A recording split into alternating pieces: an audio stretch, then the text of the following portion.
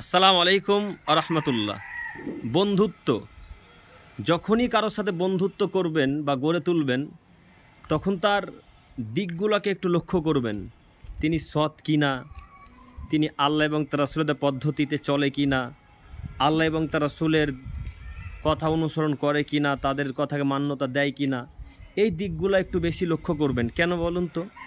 বন্ধুই হচ্ছে জাহান্নামে যাওয়ার জন্য যথেষ্ট এবং জান্নাতে নিয়ে যাওয়ার জন্য যথেষ্ট।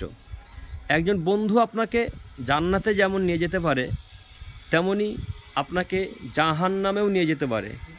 তাই বলছিলাম যে বন্ধুত্ব করেন, বন্ধুত্ব করা নিষেধ নয়। আপনি বন্ধুত্ব রাখেন, বন্ধুত্বের সাথে সদাচরণ করবেন, ভালো আচরণ করবেন, নেকি পাবেন ইনশাল্লাহ।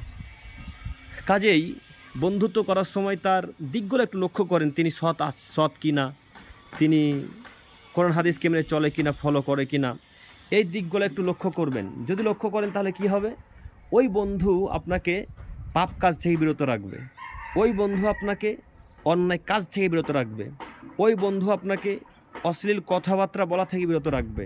যখন আপনি আপনার বন্ধুর সামনে গালি দিবেন বা কারোর দুর্নাম করার চেষ্টা করবেন, যদি আপনার বন্ধুটা সৎ হয়, যদি আপনার বন্ধু ভালো মানুষ হয়, সৎ ব্যক্তি হয়, তাহলে তিনি কিন্তু আপনাকে গীবত করতে দিবে না। তাহলে কিন্তু তিনি আপনাকে তার কারোর ব্যাপারে পরনিন্দা পরচর্চা করতে দেবে না। কেন? তিনি তো সৎ, তিনি তো জানে, তিনি আল্লাহ এবং তার রাসূলের কথাকে বিশ্বাস করে যে তুমি যদি বন্ধু কারোর নামে পরনিন্দা পরচর্চা করো, কাউকে গালি দাও, মন্দ ভাষায় কথাবার্তা বলো, নোংরা ভাষাতে, তাহলে তো ফেরেশতা মরিলে পাপ লিপিবদ্ধ করে নেবে। কাজেই আল্লাহ তাআলা তখন জাহান্নামে দিবেন, শাস্তি দিবেন। সৎ বন্ধু এটা আপনাকে উপদেশ দিবে। আর যদি সৎ বন্ধু না গ্রহণ করেন, অসৎ বন্ধুকে যদি গ্রহণ করেন, তাহলে অসৎ বন্ধু আপনাকে গালি দিয়ে তার উৎসাহিত করবে আর উৎসাহ করবে, যা আমরা গ্রামগঞ্জে দেখতে পাই, রাস্তাঘাটে দেখতে পাই, আমরা চলাচল করি তখন। কাজেই আমি আমার প্রিয় দিনী ভাই ও বোনদেরকে বলবো, বন্ধুত্ব সৎ মানুষের সাথে গড়ে তোলেন। কেন? সৎ বন্ধু হচ্ছে আতরের মতো, আর খারাপ বন্ধু হচ্ছে কামারের মতো।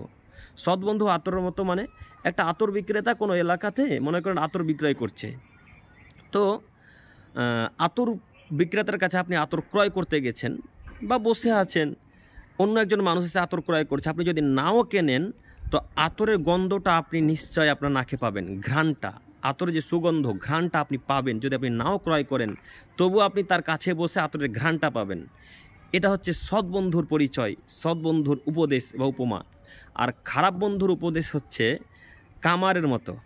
একটা কামারের কাছে যদি কামারশালায় থাকেন, কামারশালাতে যদি বসে থাকেন, তো ওই কামারশালার আগুন ছিটকে এসে আপনার পাঞ্জাবি জামা, পায়জামা, কুর্তাকে পুড়িয়ে দিতে পারে। যদি আপনার পাঞ্জাবি জামা নাও পুড়ে যায়, তবুও কিন্তু আপনি ওই কামারের ধোঁয়া আপনি পাবেনই, নিশ্চয় ধোঁয়া আপনার নাকে আসবে, চোখে এসে লাগবে। কাজেই সৎ বন্ধু আতরের মতো, খারাপ বন্ধু কামারের মতো। কাজেই আপনাদেরকে আমি অনুরোধ জানাচ্ছি, সৎ বন্ধুদের সাথে চলাফেরা করেন, সৎ বন্ধুর সাথে মিশেন, সৎ বন্ধুদের সাথেই চলাফেরা করতে হবে। এটা আল্লাহর আদেশ, এটা মুহাম্মদ সাল্লাল্লাহু আলাইহি ওয়াসাল্লামের আদেশ। আমি আমার প্রিয় দিনী ভাই ও বোনদেরকে মাঝে মাঝেই বলে থাকি, বন্ধুত্বের আলোচনা যখনই আসে, যে বন্ধু সলাত আদায় করে না তার সাথে আপনি চলাচল করবেন না। যে বন্ধু রাসূলকে চেনে না, রাসূলের কথাকে মান্যতা দেয় না, তার সাথে আপনি চলাচল করবেন না। আমি আবারও আপনাদেরকে উপদেশমূলক কথা দিয়ে বলতে চাচ্ছি, বন্ধুত্ব গড়েন, বন্ধুত্ব গড়ে তুলতে হবে সৎ মানুষের সাথে, ভালো মানুষ দেখে বন্ধুত্ব গড়ে তোলেন। এটা আমার আকুল আবেদন আপনাদের কাছে। সাথে সাথে আরও কথা বলতে চাইছি, বন্ধুত্ব আপনাকে জান্নাত নিয়ে যাবে ইনশাল্লাহ, আবার জাহান্নামেও নিয়ে যাবে, যেটা একটু আগে বললাম। আমি আর কথা না বাড়িয়ে আমি আমার প্রিয় দিনী ভাইদের জন্যে উপদেশমূলক কথা বলে এখান থেকে বলতে চাচ্ছি, আল্লাহ তুমি আমি সহ আমাদের সকলকে সৎ বন্ধু এবং সৎ হওয়ার তৌফিক দান করো, সৎ বন্ধুদের সাথে মেলামেশা হওয়ার তৌফিক দান করো। এই বলে আমি আমার আলোচনা শেষ করছি। আল্লাহ আমাদের তুমি সকলকে তুমি তোমার রাসূলের পদ্ধতিতে চলো তৌফিক দান করো, এবং তুমি সৎ বন্ধুদের সাথে যেন আমরা চলাচল করতে পারি সেই তৌফিক দান করো। আমিন। আসসালামু আলাইকুম ওয়া রাহমাতুল্লাহি ওয়া বারাকাতুহু।